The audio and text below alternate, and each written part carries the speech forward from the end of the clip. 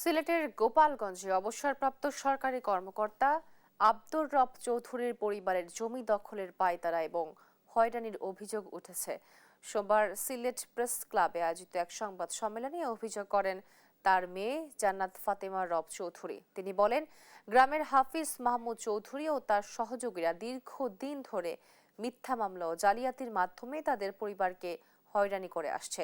2008 সালে তার মা একটি বায়নামা চুক্তি করলেও পরবর্তীতে তা টাকা না পাওয়ায় বাতিল হয়ে যায়। মা মারা যাওয়ার পর দুই ভাই প্রবাসে চলে গেলে ফাঁকা বাড়ি দখলের চেষ্টা শুরু করে প্রতিপক্ষ। অভিযোগে আরও বলা হয়, ওই চক্র বাড়ির মূল্যবান গাছ কেটে বিক্রি করেছে এবং জমি নিজেদের বলে দাবি করছে। ফাতেমার রব এই অবস্থায় প্রশাসনের হস্তক্ষেপ চেয়ে দায়ীদের বিরুদ্ধে আইনগত ব্যবস্থা নেওয়ার দাবি জানান।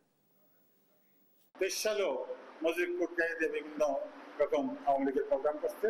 তারাই নিরীহবাদীকে এবং আইয়ুকে ভুল বুঝাইয়া এই মামলা রেকর্ড করাইয়া বিপ্লবের চেতনা নস্যাৎ করার চেষ্টা করতেছে এবং সরকারকে প্রশ্নবিদ্ধ করার চেষ্টা করতেছে।